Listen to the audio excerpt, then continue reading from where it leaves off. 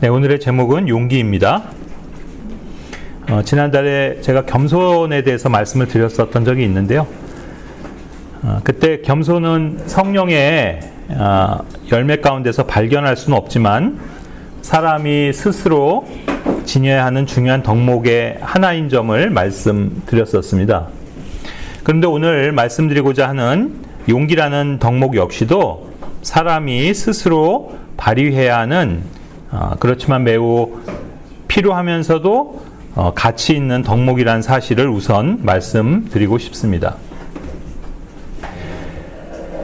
먼저 용기라는 단어는 영어로 courage인데 한국말로는 용기를 포함해서 용감, 용맹, 또 담대함 등으로 번역할 수 있습니다.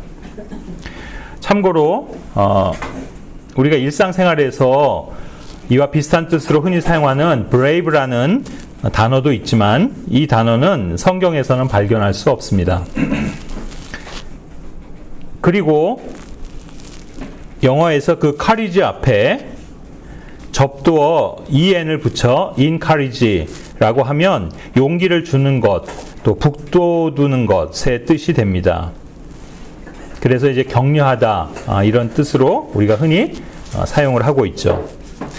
그리고 반대로 접두어 dis, dis를 붙여서 discourage라고 하면 말 그대로 용기를 잃게 하는 것이니까 낙담시키다 또는 실망이나 좌절을 시킨다라는 뜻이 됩니다.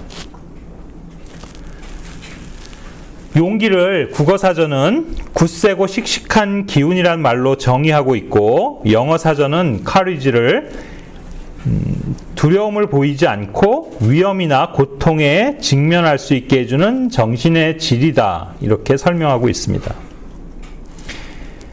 그러니까 살아있는 사람이 두려움을 가질 수 있는 위험한 상황 앞에서도 포기하거나 좌절하지 않고 계속해서 씩씩하게 맞서는 것이 용기라 할 수 있습니다. 다시 말해 용기란 두려움 자체가 없는 상태라기보단 두려움이 있음에도 굴하지 않고 여전히 앞으로 나아가는 자세입니다. 사실 생각해보면 두려움이 없다면 용기도 필요 없습니다. 인생이 언제나 편안하고 아무런 문제도 없으며 위기도 전혀 없다면 이 용기라는 덕목은 굳이 필요치 않을 겁니다. 하지만 아시다시피 인생 안에는 수없이 많은 어렵고 슬프고 고통스러운 일들이 존재합니다. 그것도 아주 자주 있고 또 반복적으로 지속됩니다. 그래서 이런 것은 어쩌면 자연스러운 일일지도 모르고 그래서 또 그에 맞서 용기를 내야 하는 것은 모든 자연인에게도 절대적으로 필요한 일입니다. 다시 말해 용기는 믿는 그리스도인이든 이 세상 불신자든 상관없이 요구되는 덕목이 되는 겁니다. 세상 사람들도 어떤 위경에서 용기를 잃으면 좌절하고 맙니다. 물론 그것은 영적인 영역을 제외한 정신적, 정서적, 그리고 육체적인 모든 분야에 해당되는 걸 겁니다. 하지만 이제 그리스도인이 되었다면 당연히 그런 자연적인 영역들뿐 아니라 영적인 면에서도 용기를 내야 하는 존재가 된 겁니다. 왜냐하면 그리스도인은 영적인 사람이기 때문입니다.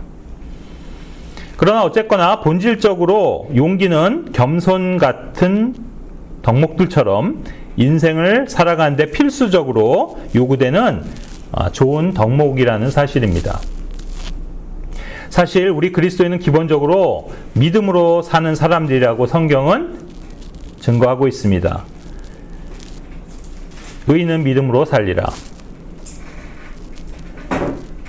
그래서 우리는 언제나 믿음을 강조합니다. 그런데 이 용기는 믿음과는 좀 다른 성격입니다. 얼핏 보면 그리스도인이 용기를 가져야 한다라고 말할 때 그것이 믿음을 발휘해야 한다는 말처럼 들릴 수도 있습니다. 물론 영적으로 보자면 그리스도인이 갖는 용기는 믿음과 어느 정도 상관관계가 있습니다. 하지만 거기엔 또 분명히 어떤 차이점도 존재합니다. 믿음이 있어도 용기가 없어 그 믿음을 제대로 발휘하지 못할 때가 있는 겁니다. 예를 들어 어떤 기회가 주어져서 많은 사람들 앞에서나 또 개인적으로 어떤 사람에게 입을 열어 예수님을 증거하고 복음을 전하려고 하는데 막상 하려니 망설여집니다. 마음 한편에선 해야지 하면서도 또 다른 편에선 부끄럽고 두려운 마음이 듭니다. 그래서 순간 생각이 복잡해지면서 속에서는 할까 말까 하는 이 갈등이 그 아주 짧은 순간에도 엄청나게 반복됩니다. 그러다 막상 용기를 내서 입을 말을 하기 시작하면 오히려 그때부터는 거침없이 할 수 있게 되는 걸 종종 경험합니다. 그러나 반대로 주저주저 하다가 결국 전도할 기회를 놓치는 경우들도 있는데 그 이유는 순간 용기가 부족하였음을 깨닫게 됩니다. 그렇기 때문에 이런 경우들은 모두 믿음이 있고 없고의 문제라기보다는 용기의 문제입니다. 복음을 전하고 싶다, 또 전해야겠다, 그런 마음이 들었다면 그건 이미 믿음이 있는 마음입니다. 믿음이 있으니 복음도 전하고 싶고 예수님을 전해야겠다는 생각도 하는 것 아니겠습니까? 그러나 결국 입을 못 댄 것은 그 순간 용기를 내지 못했기 때문인 겁니다. 이렇듯 믿음이 있어도 용기가 없으면 그 믿음을 따를 수 없는 경우들이 그리스도인들에게 왕왕 있는 겁니다. 그러므로 용기는 믿음과는 또 다른 덕목입니다.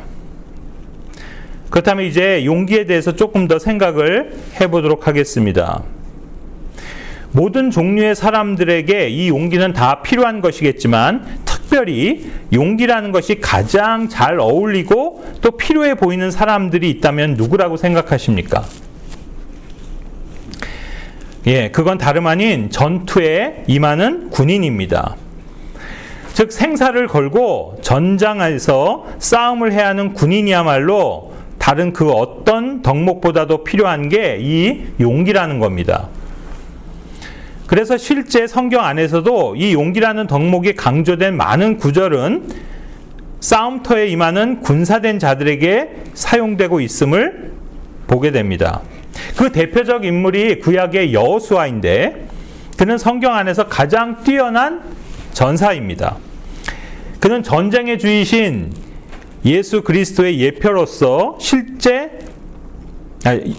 예수 그리스도의 예표가 되면서 실제로도 그 이스라엘 역사 가운데서 전쟁을 통해 약속의 땅인 가나안을 정복한 군인이었습니다. 그런데 하나님께서 여호수아를 택하시고 그에게 사명을 주시면서 강조하신 부분이 바로 이 용기를 내라는 것이었습니다. 신명기 31장 6절 7절에 마음을 강하게 하고 크게 용기를 내라. 두려워하지 말라. 무서워하지 말라. 7절에서도 마음을 강하게 하고 용기를 내라.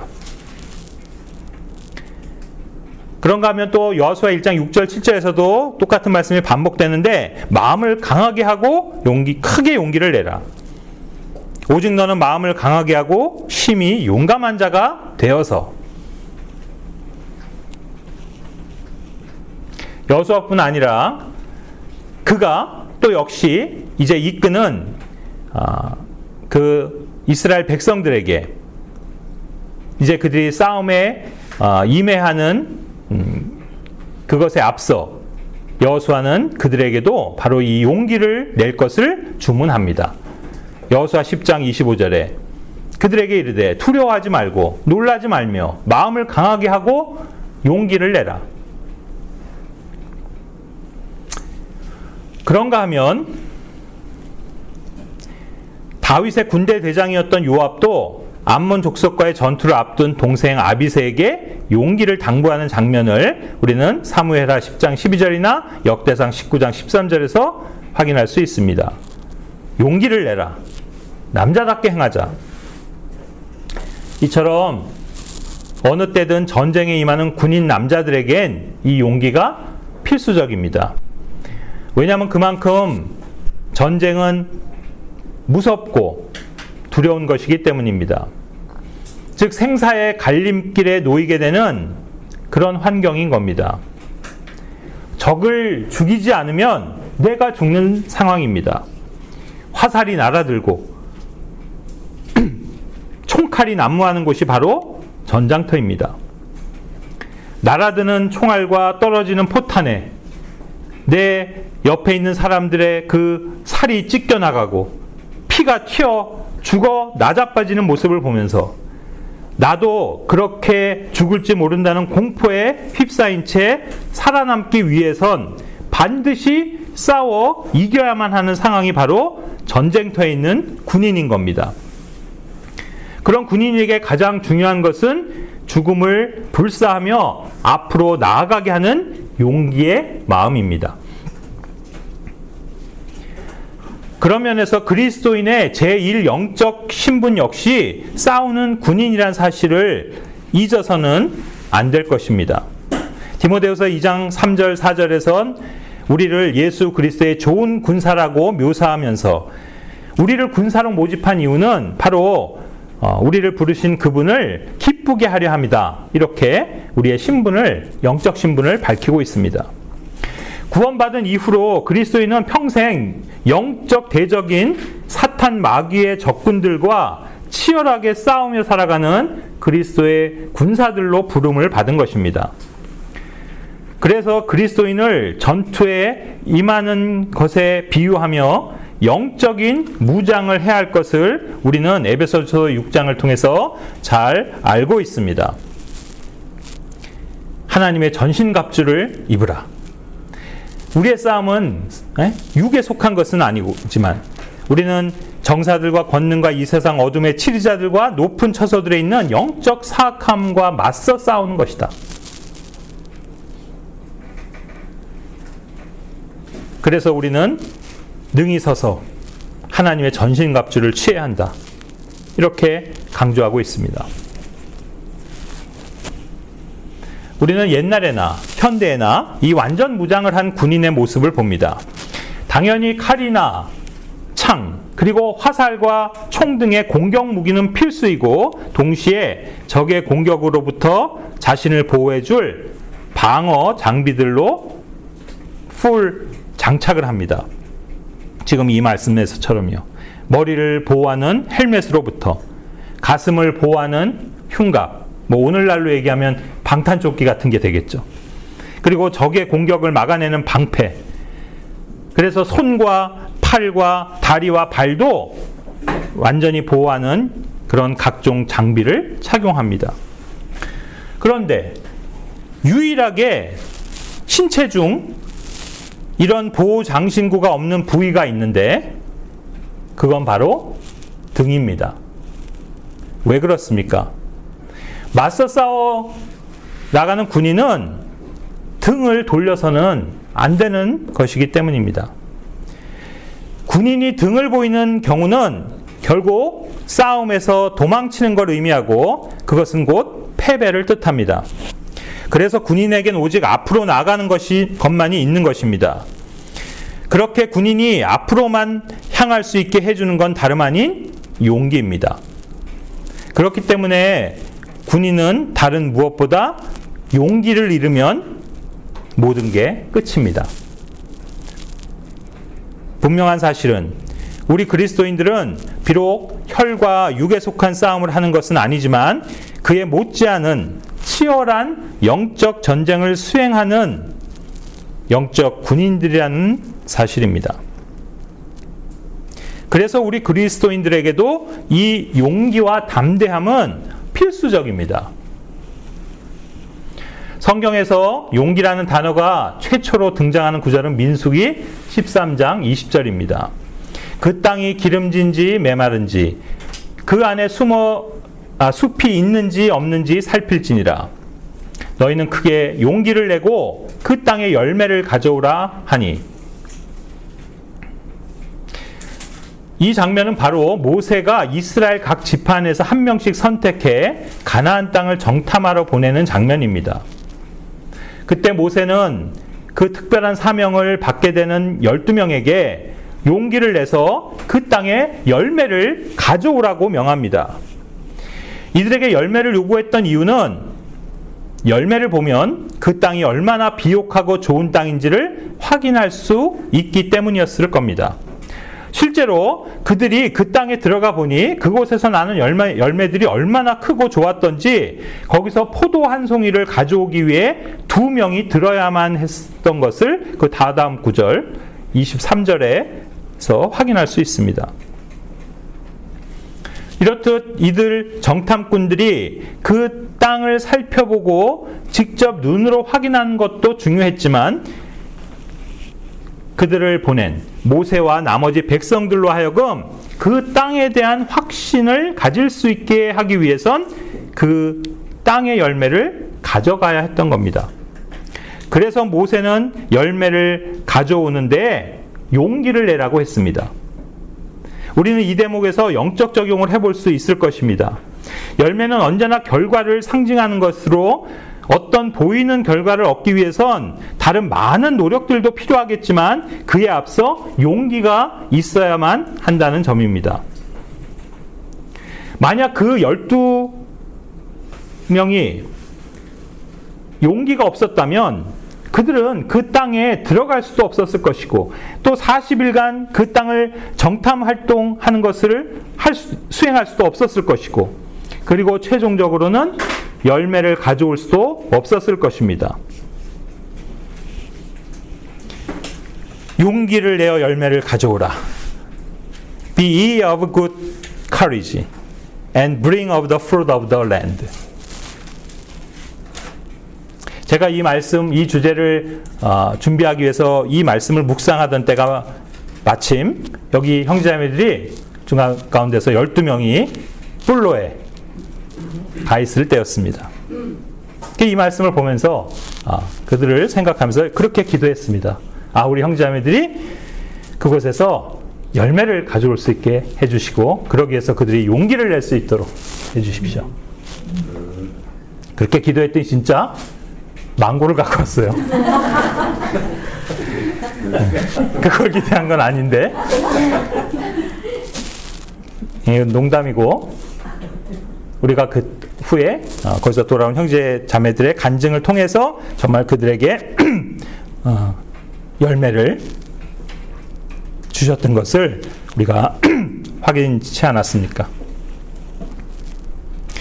그런데 지금 이 구절을 필두로 용기를 내라고 하는 성경의 많은 구절들은 단순히 그 courage라고 한 게 아니고요.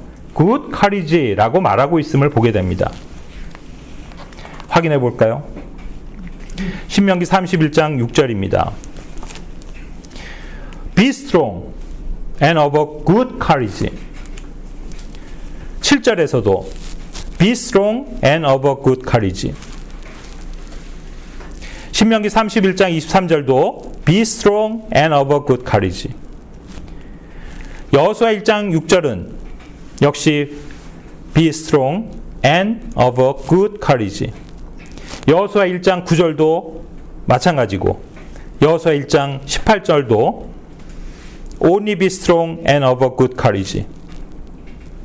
여호수아 10장 25절에서도 역시 똑같이 Be strong and of a good courage. 이렇게 말하고 있습니다. 더 보시면 사무엘하 10장 12절에서도 Be of good courage. 역대상 19장 13절도 Be of good courage. 역대상 22장 13절도 And of good courage. 역대상 28장 20절에서도 Be strong and of a good courage. 에스라 10장 4절도 Be of good courage. 시편 27편 14절도 Be of good courage. 시편 31편 24절도 Be of good courage. 이사야서 41장 6절도 Be of good courage. 우리가 지금 보고 있는 흠정역은 이 모든 구절에서 good courage를 크게 용기를 내라 라고 번역하였습니다. 그런가 하면 한글 킹제임스 성경은 이 표현을 담대하라 라는 말로 통일했습니다. 또한 공인역은 주로 굳센 용기를 내라고 번역하면서도 일부 구절에서는 좋은 용기라고도 했습니다. 그리고 최근에 보는 그 표준역은 대부분 그냥 용기를 내라 라고 돼 있으면서 일부 구절은 또 담대하라 라고 표기하고 있음을 봅니다. 그런데 우리는 성경이 표기하는 단어에 있어 그 본연의 뜻에 늘 주목할 필요가 있습니다. 그런 면에서 사실 그냥 be of courage라고만 해도 용기를 내라 라는 말이 되는데 굳이 be of good courage라고 말씀하셨다면 거기서도 good이라는 단어가 가진 원래의 뜻을 간과해서는 안 될 것이라 저는 믿습니다. 다시 말해 그냥 용기가 아니라 good courage, 좋은 용기 또는 선한 용기라는 말입니다. 앞서도 말했듯이 이 세상 사람들도 용기라는 덕목을 발휘하는 걸 잘 알고 있습니다. 그런가 하면 선하지 않은 또는 좋지 못한 용기도 존재할 수 있음을 인정합니다. 그러나 그리스도인들이 가져야 하는 용기는 그런 용기들과는 차별되는 용기인데 바로 선한 용기, good courage입니다. 그렇다면 선한 용기란 무엇일까요? 선함 역시 하나님의 성품이며 또한 성령의 열매이기도 합니다. 그래서 선하신 하나님을 신뢰하고 그분의 말씀을 믿는 가운데 갖는 용기가 필요할 것입니다. 보십시오. 하나님과 그분의 말씀에 상관이 없는 것이라면 그것이 제 아무리 가치 있어 보이는 덕목이라 하더라도 아무 의미가 없는 것입니다. 우리 그리스도인들은 항상 용기를 갖고 살아야 하지만 선한 일에 용기를 내야 하고 선한 마음이 동기가 되어서 용기를 내야 하며 하나님의 선함을 드러내는 용기를 내야 합니다. 그것이 선한 용기입니다.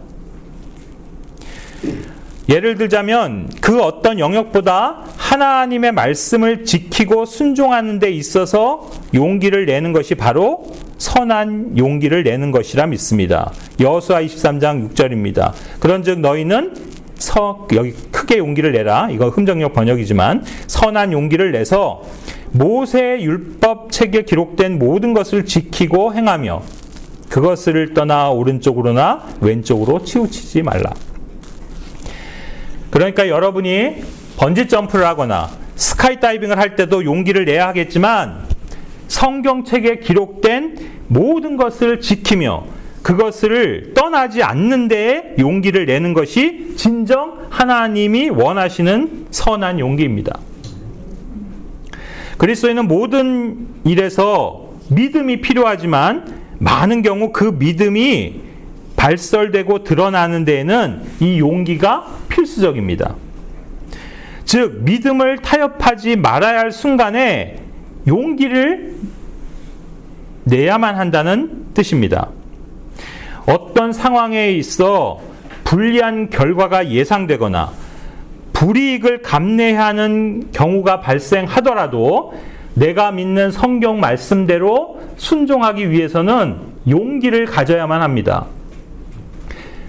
또한 많은 경우 거짓말을 하지 않고 정직함을 유지하기 위해서는 이 용기가 필요할 때가 많은 걸 경험하게 됩니다.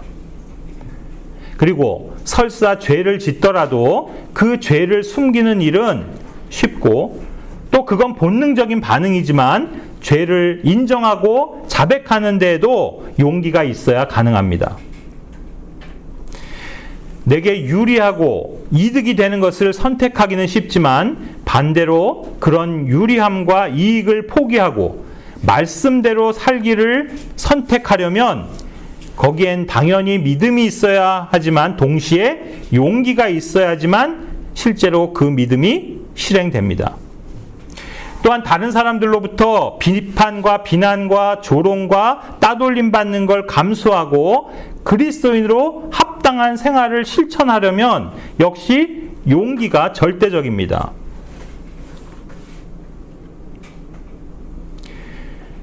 제 과거에 몇몇 제가 목격한 사례들을 좀 이 대목에서 나누고 싶은데, 저는 어쨌든 뭐 설교 시간이든 또 다른 때에도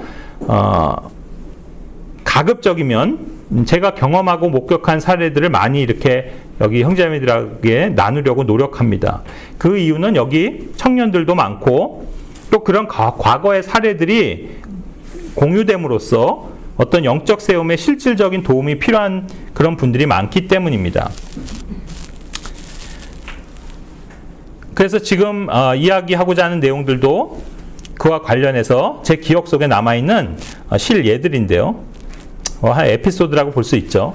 첫 번째 생각나는 것은 제가 본격적으로 신앙생활을 이제 시작했던 때가 중학교 때였습니다. 중학생. 중1에서 중2로 올라가는 그 시점이었어요. 당시는 이제 선교회 시절이었는데 저는 중학생이었기 때문에 당시 선교회 안에 이 고등학생 팀이 있었습니다. 그러니까 하이스쿨 팀이라고 해서 줄여서 하이팀이라고 하는 그런 팀 안에 이제 제가 소속이 됐는데, 사실 중학생은 저 하나뿐이었고요.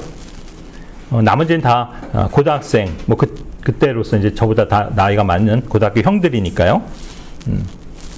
그 팀 안에 이제 들어가게 됐는데, 뭐 그래봤자 10명 미만의 고등학생들이 있었습니다. 왜냐면 이제 선교회는 대부분 뭐 대학생 이상, 또 직장인들 뭐 이렇게 주로 대상들을 해서 선교를 했기 때문에 중고등학생은 거의 없었습니다. 그래서 이제 제가 그 중학교 2학년 때 그 팀에 이제 들어가게 됐는데, 당시에 대학 입시를 준비 중인 고3 형제가 한 서너 명이 거기 있었거든요. 그래서 그 가운데는 제가 후에도 이제 친하게 지냈던 그 두 명의 형제에 관한 에피소드입니다. 그 고3인 그 형제들은 당시에는 대학에 뭐 아신지 모르겠지만 본고사라는 게 있던 시절입니다. 그래서 대학 입시를 위해서 고3들은요, 여름방학도 없이 학교에 나가야 했던 그런 상황이었습니다. 물론 말은 여름 방학이지만 이제 고3에겐 방학이 없는 거죠. 오히려 그때 특별 수업이라는 걸 해갖고 집중적으로 이제 선생님들이 입시에 맞춰서 그 수업을 하고 아침부터 저녁 늦게까지 매일 학교에 가는 이제 그런 때였습니다. 그게 이제 관행이었어요. 그게 이제 여름방학이니까 7월, 8월이잖아요. 자, 그런데 그때 7월 말에서 8월 초에 걸쳐서 수련회가 열리게 되었습니다. 저도 그 수련회가 아주 기억에 생생한데, 왜냐하면 제가 처음 참석한 여름 수양회였기 때문입니다. 제가 이제 처음에 겨울 수양회는 첫 번째 수양회 참석이었고, 이제 두 번째 참석하는 수양회였지만 여름 수양회로서는 처음이었거든요. 그게 어디서 했냐면 저 강원도 강릉에서 경포대 옆에 어떤 해변 가까운 초등학교를 빌려서 했었거든요. 뭐 지금은 강릉에 서너 시간이면 가잖아요. 근데 그때는 이렇게 고속도로가 잘 돼 있지 않아서 그 대관령 고개를 넘어서 한참을 가야 했습니다. 정말. 그래서 이제 교회에서 그 관광버스를 여러 대 대절해 갖고 형제를 다 태우고 이제 거기 수양회를 갔고요.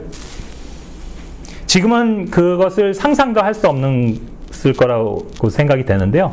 수양회가 며칠 동안 열렸냐면 7박 8일입니다. 7박 8일. 7박 8일을 직장인들은 휴가를 내서 가야 하고, 뭐 학생들이야 뭐 방학이니까 상관없겠지만, 자, 어쨌든 제가 지금 말하고자 하는 이 고3인 두 형제는 결국 그 수양회를 참석하기 위해선 어떻게 됐겠어요? 그 특별 여름 학기를 빠져야 되잖아요. 근데 이거는 당시 분위기로는 상상할 수가 없는 일입니다. 그걸 요청해도 들어주지도 않고요. 또 뭐 그런 부모도 없겠지만 설사 부모가 가서 선생님한테 우리 애들 며칠간 못 나가겠습니다 빼려고 해도 거절할 정도의 그런 분위기였거든요. 그러니까 이건 사실 뭐 말도 안 되는 얘기입니다. 그런데 그 두 형제는 각각 자기 그 담임 선생님을 찾아가서 그 기간 또 학교를 빠져야 되겠다라고 이렇게 요청을 한 겁니다. 수양회 가겠다고. 그 선생님들 입에서 무슨 말이 나왔겠습니까? 이게 미쳤나? 뭐 그랬겠죠. 니네 대학 안 갈 거야? 그렇게 하지 않았겠습니까? 그게 절대 안 된다라고 했지만 그들은 허락해주지 않으면 그냥 무단으로 결석하고라도 다녀오겠다고 뜻을 굽히지 않았고, 결국 그들은 형제들은 학교를 빠지고 수양회를 참석했던 겁니다. 당연히 그들 집에 부모님들도 난리가 났겠죠. 하지만 그들은 끝끝내 그러한 뜻을 관철시켰던 겁니다. 그래서 결과적으로 그들이 이제 대학 입시에서 어떻게 됐을까요? 네, 2명 다 떨어졌습니다. 그래서 재수를 했습니다. 재수를. 제 기억에 한 형제는 당시에 종로학원, 또 다른 형제는 대성학원, 제일 이제 유명한 학원, 입시학원들이거든요. 재수학원. 근데 재수학원 학교보다 더 빡센 데예요. 그죠? 그래서 이제 또 여름이 되니까 이제 또 수양회 기간이 됐습니다. 그들은 어떻게 했을까요? 역시 또 학원 수업을 빠지고 수양회를 참석했습니다. 참 용기가 대단하지 않습니까? 결국 그들은 그렇게 재수를 했고 둘 다 대학에 들어가게 되었습니다. 이런 경우를 보면서 그들이 나이는 어리지만 참 믿음이 좋다라고 흔히 말하겠지만 실은 믿음만 있는 게 아니라 용기도 있었던 겁니다. 용기가 없으면 그렇게 가서 말을 할 수 없었겠죠. 이런 사례가 생각이 납니다. 그리고 또 한 가지는 저의 경험입니다. 제가 군에 입대했습니다. 신병교육대에서 교육을 마치고 이제 자대 배치가 됐습니다. 보병 34단 90년대 3대대 2소대 이렇게 배정이 됐습니다.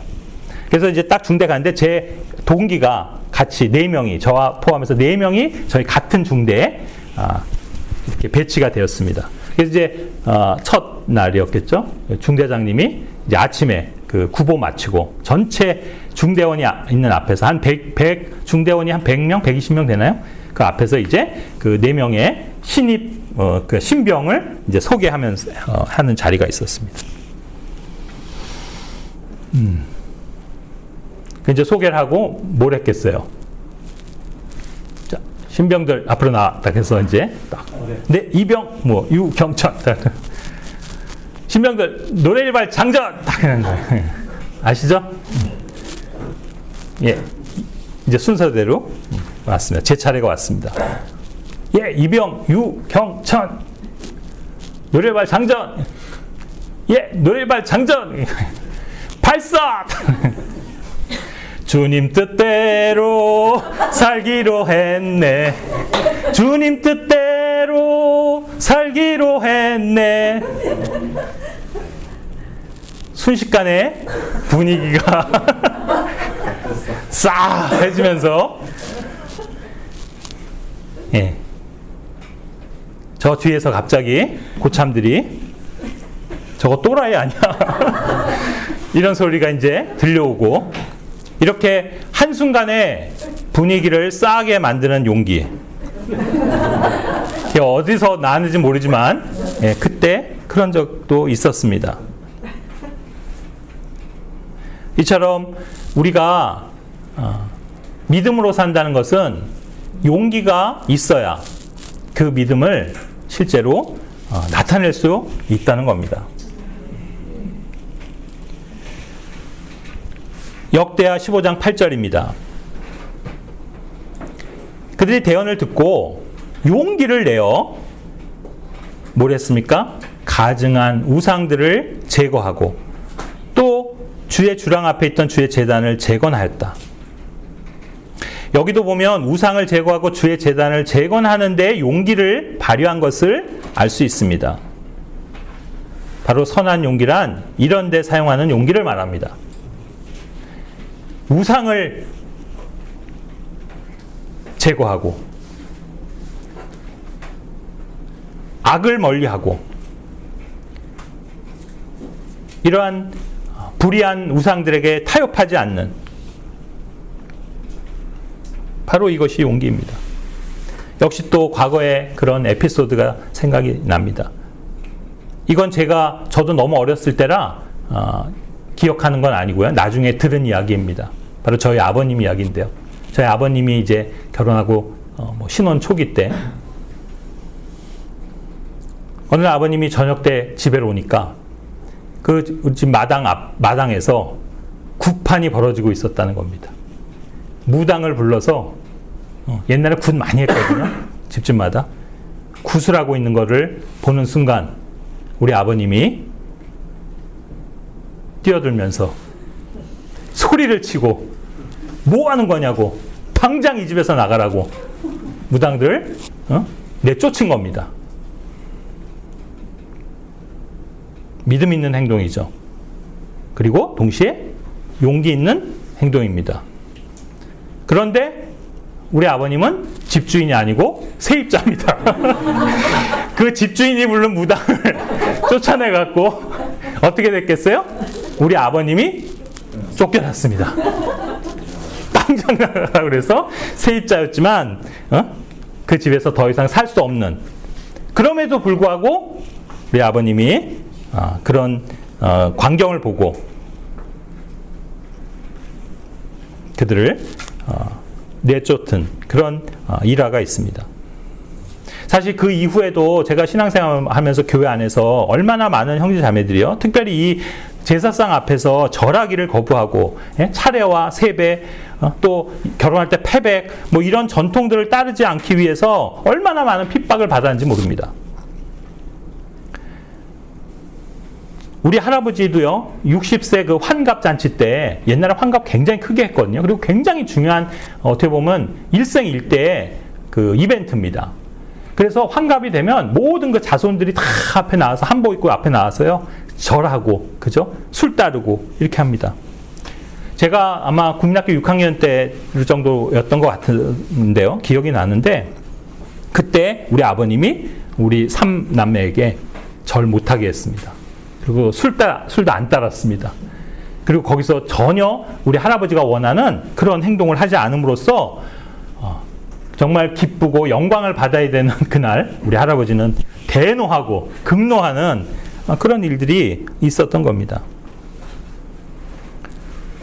제가 지난주 오후에 주님을 두려워하는 것에 대해서도 성경 공부를 했지만, 주를 두려워하고 악을 멀리하기 위해서는 이 용기가 필요합니다. 여러분이 세상 친구들로부터 청년의 정욕을 쫓는 죄들에 동참할 것을 요구받는 상황에서 단호하게 거절하고 거부하려면 용기가 있어야만 하는 겁니다. 즉, 모든 사람이 예스라고 할 때 나만 노라고 할 수 있는 용기가 있어야 한다는 말입니다. 얼핏 무언가를 하기 위해선 용기를 내야 하는 것처럼 여기지만 경우에 따라선 아무것도 하지 않는 일에도 용기가 필요한 걸 봅니다. 다시 말해, 내 주위 모든 사람들이 호들갑을 떨면서 뭔가를 해야 한다고 생각할 때 나만 그 대세를 따르지 않으려는 그때에도 용기가 있어야 한다는 뜻입니다. 요즘 내 주변 사람들이 하나같이 주식 투자다, 부동산 갭 투자다, 가상화폐 투자다 하는 사람들이 엄청 많고, 안 하는 사람이 정말 한 사람도 없던데, 그럼 나도 한번 용기를 내서 투자를 해볼까 하는 마음이 들지도 모르지만, 오히려 나는 그런 거 하지 않겠어 하는 마음을 갖는 거에 더 큰 용기가 필요한 게 요즘 사회적 분위기인 겁니다. 그 일들에 옳고 그름을 떠나 모든 사람이 한 방향으로 갈 때 나 홀로 역행하는 건 그리 쉬운 일이 아닌 겁니다. 몇 년 전만 해도 평범한 일반인 청년들 사이에서 누군가가 몸에 타투, 문신을 하고 나타나면 야, 너 참 용기 있다 했습니다. 그렇지만 요즘 제가 보기엔 문신을 하지 않는 젊은이들이 더 용기가 있는 거라 말해야 할 것 같습니다. 그만큼 젊은이들 사이에 문신이 보편화된 유행이기 때문입니다. 사람들 뭐라고 말합니까? 아니 멋있기만 하구만. 그게 어때? 할지 모르지만 건전한 그리스도인 시각에서 볼 때 그건 분명 불경건한 현상입니다. 그래서 여기 계신 여러분은 어디 한번 용기를 내서 문신을 해볼까?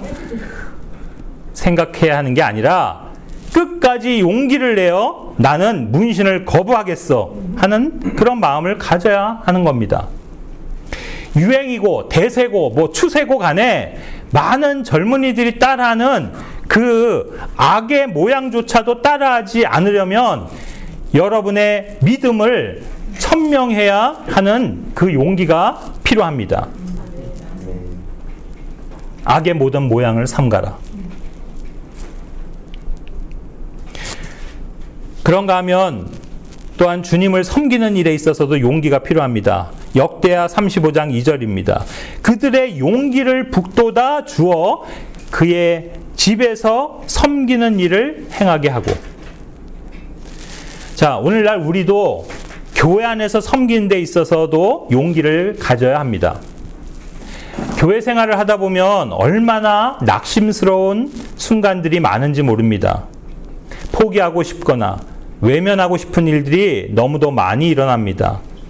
특별히 성도들에게 하나님의 말씀을 가지고 권면하고 가르치고 심지어는 책망하는 일들이야말로 용기가 필요한 일들입니다. 여러분 앞에 마주한 사람 이빨에 고춧가루가 끼어 있다고 말해주는데도 용기가 필요는 하겠지만 어떤 성도의 오류나 잘못을 지적해주고 권면해 주려면 엄청난 선한 용기가 필요합니다. 그리고 그런 사람들 때문에 실족하지 않는 데에도 이 용기가 절실합니다. 또 반대로 그런 말을 듣는 사람의 입장이 되었다면, 즉 다른 사람들의 지적이나 책망, 심지어는 비판과 비난의 말을 들을 때 거기서 상처받지 않고 낙심하지 않는 용기가 있어야만 합니다. 사실 이제 그리스도인들이 가장 용기를 잃게 되는, 즉 낙심하고 좌절하고 포기하는 상황들은 아이러니하게도 교회 안에서 많이 발생한다는 사실입니다. 특히 다른 지체들의 모습을 보면서 거기서 실족하고 크게 낭망합니다. 아, 저 형제는 왜 저럴까? 저 자매는 왜 저 정도밖에 안 되지? 하는 마음이 들 때도 있습니다. 말씀에 순종하지 않는 형제 자매들 때문에 시험에 빠지고 크게 실망해서 교회를 떠나고 싶을 때까지 있는 겁니다. 이 대목에서 정말 말씀드리고 싶은 건 오늘날 그리스도인들에게 가장 용기가 필요한 순간은 바로 이런 때 찾아온다는 사실입니다. 그리스도인이 용기가 필요한 영적 싸움터는 사실 교회 안에 있습니다. 제 개인적 경험으로도 가장 용기를 잃고 낙심과 좌절을 겪은 일들이 뭐였고 또 언제였는가를 되돌아 생각해 보면 그건 결국 내 곁에 있던 어떤 성도들이 교회를 떠나고 더 이상 보이지 않을 때입니다. 또 그런 결말에 이르기까지 진행되는 일련의 과정 속에서 목격하고 겪은 그 다른 사람들의 말들과 행동들입니다. 아마 여기 교회 생활을 오래 하신 분들은 무슨 말인지 다 이해하실 겁니다. 사실 우리 각자는 늘 마음에 다짐합니다. 에이, 다른 사람들이야 어찌하든 나만 주님 바라보고 신실하면 되지. 그리고 심지어는 다른 사람들 때문에 내가 실족하는 건 옳지 않고 그건 오히려 내가 믿음이 부족하고 내가 연약한 거라고까지 내 스스로를 채찍질 해보기도 합니다. 하지만 솔직히 말씀드려 그런 상황에서 용기를 잃지 않고 계속 힘을 낸다는 것이 그리 말처럼 쉬운 일이 아닌 걸 인정하게 됩니다.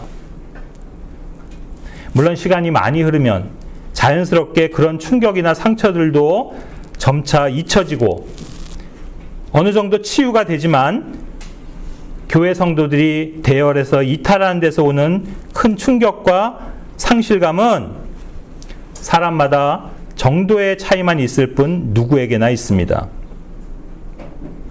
사실 요 최근에도 여기 우리 모두 또 그런 상황을 겪지 않았었습니까?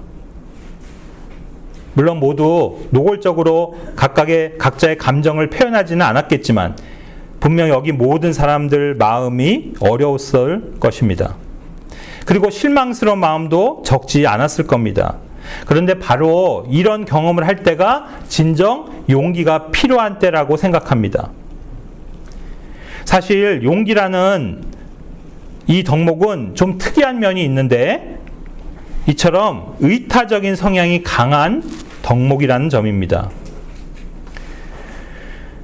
다시 말해 내 스스로 용기를 낼 수 있는 측면도 있지만 또 한편에선 용기는 많은 경우 다른 사람들에 의해 생기기도 하고 또 없어지기도 하는 덕목이라는 겁니다. 지금 보시는 구절들은 스스로 용기를 낸 케이스입니다. 그러나 그렇지 않은 때도 있다는 겁니다. 즉 스스로 용기를 내는 것이 아니라 다른 사람에 의해서 용기를 얻게 되는 경우들도 많다는 거죠. 그러니까 예를 들어 제가 교회 안에서 누군가에게 겸손을 줄 수는 없습니다. 또는 직접적으로 충성심을 줄 수도 없습니다. 온유라는 성품을 나눠줄 수도 없고 절제하는 사람으로 만들어줄 수도 없습니다. 참고 견디라는 말을 해줄 수는 있지만 실제 인내를 그에게 줄 수는 없습니다. 이런 종류의 덕목들은 어떤 사람으로 가질 수 있도록 간접적인 영향은 줄 수 있을지 몰라도 직접 그것들을 내가 줄 수는 없습니다. 그런데 용기는 내가 다른 사람에게 줄 수 있습니다. 바꿔 말하면 누군가가 나에게서 용기를 받을 수 있다는 뜻입니다. 또 반대로 어떤 사람에게서 용기를 빼앗거나 없앨 수도 있다는 말입니다. 그러니까 결론적으로 말해 용기는 내 스스로가 낼 수도 있지만 또 많은 경우엔 이처럼 다른 사람으로부터 받을 수도 있는 덕목이라는 점입니다. 그래서 아까 처음에 단어 공부를 할 때 그 courage를 즉 용기를 주고 북돋아주는 것이 가능하니까 격려한다라는 encourage라는 단어가 있는 거고 또 반대로 용기를 빼앗아서 낙심하고 좌절하게 만들 수 있으니까 discourage라는 단어도 있는 겁니다. 그러므로 우리는 교회 안에서 서로 즉 상호적으로 주고받는 덕목이 바로 용기라는 걸 기억해야 합니다. 제가 이 용기라는 단어를 찾아보다가 신약에서 유일하게 등장하면서 또 이것이 성경의 마지막으로 등장하는 구절인데 그거는 사도행전 28장 15절입니다. 그런데 여기서 너무 뜻밖의 장면을 목격했습니다. 우리가 그렇게 위대하게 여기는 사도 바울 같은 인물도 스스로가 용기를 낸 게 아니라 다른 사람들로부터 얻었다는 사실입니다. 그것도 뭐 특별한 행동이나 이벤트에 의한 것이 아니었습니다. 뭐였습니까? 그저 바울을 만나러 오는 성도들을 보는 것만으로 그 순간 용기를 얻은 겁니다. 사도행전 28장 15절 형제들이 우리에 대하여 듣고 거기서부터 멀리 아피아 광장과 새 여관까지 우리를 맞으러 나오매 바울이 그들을 보고 하나님께 감사를 드리며 용기를 얻으니라. 그렇습니다. 이게 뭘 말해줍니까? 만약 오랜 동안 볼 수 없었던 어떤 형제나 자매가 이 시간에 갑자기 저 문을 열고 들어오는 걸 본다면 그 순간 여기 우리 모두는 용기를 얻을 거라는 겁니다. 반대로 늘 보고 함께하던 어떤 지체들이 교회를 떠나고 갑자기 우리의 시야에서 사라진다면 그 자체가 남아있는 자들의 용기를 잃게 만드는 것이고 실망과 좌절을 맛보게 하는 겁니다. 아마 사도 바울도 디모데후서 4장 15절에 디모데후서 4장에서 고백한 것을 보면 자기 주변에 함께하던 형제들이 자기를 버리고 떠나는 일들을 겪었을 때 분명 용기를 잃었을 겁니다. 저는 분명 그렇다고 생각합니다. 바울이 아무리 믿음이 좋고 강단이 있는 사역자라 하더라도 곁에서 성도들이 떠나는 상황은 결코 용기를 잃게 하는 것이지 용기를 주는 상황은 아니기 때문입니다. 그러므로 다른 성도들에게 용기를 주시는 사람이 되시길 바랍니다. 결코 다른 사람의 용기를 잃게 만드는 그런 사람들이 되지 않기를 바랍니다. 이것은 우리 모두가 서로에 대해 다 마찬가지입니다. 우리는 서로 용기를 주고 또 용기를 받을 수 있는 사람들입니다.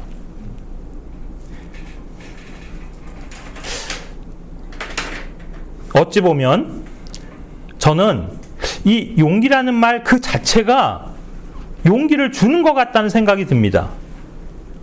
누군가로부터 용기를 내세요 라는 말을 들으면 실제 용기가 납니다. 형제자매들은 그렇지 않나요? 누가 나에게 겸손하세요, 또는 성실하세요, 절제하세요, 참고 견디세요, 화목하게 지내세요, 뭐 이런 말들을 하면 물론 다 좋은 말이고 당연한 덕목이긴 한데 왠지 좀 충고처럼 들려 거부감이 드는 것도 사실이 아닙니까?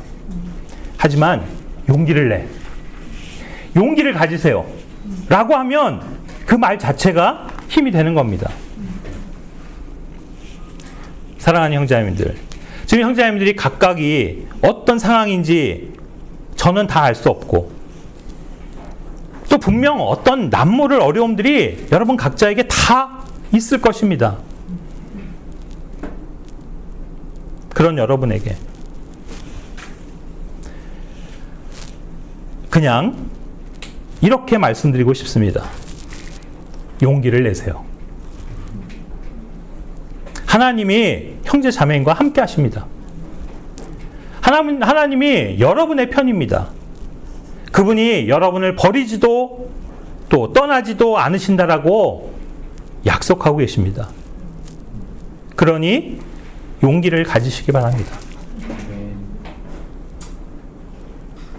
처음에도 말씀드렸지만 누구에게나 어려움이 있고 고난이 있고 시련이 있습니다. 그래서 우리가 두려움에 빠지는 그런 일들도 우리 인생 가운데 많이 있습니다. 그러나 하나님이 우리에게 그러한 것을 허락하시는 이유는 바로 우리가 용기를 갖게 하기 위해서입니다. 실제 살아보니까요, 아플 때 많습니다. 내가 원하는 건 아니지만, 내 뜻대로 되는 건 아니지만 실제로 아파요. 아플 수 있어요. 다칠 수도 있습니다. 그렇지만 어떻게 해야 되겠습니까? 용기를 내야 합니다. 사람들과 관계에서 오해받을 수 있습니다. 남들이 내 마음을 몰라줄 수도 있습니다. 그래서 힘들 수도 있고, 또 어떤 그런 속에서 나만 뭔가 도태되고 또는 따돌림 받고 그런 느낌 들 수 있습니다. 그러나 지금 보시는 것처럼 하나님이 함께 하시는데 무엇이 두렵고 또 무엇이 외롭고 무엇이 힘듭니까? 여러분은 충분히 용기를 낼 수 있습니다. 용기를 갖고 살아가야 합니다. 물론 첫째는 믿음이 있어야 되겠죠. 그러나 믿음 플러스 용기가 있어야 하나님께서는 그런 사람을 기뻐하시고 또 오늘 본 그 여호수아라든가 그런 인물들처럼 그런 사람을 사용하셔서 그분이 일하시고 또 싸우셔서 승리의 결과들을 가져오신다. 그렇게 믿습니다. 기도하겠습니다.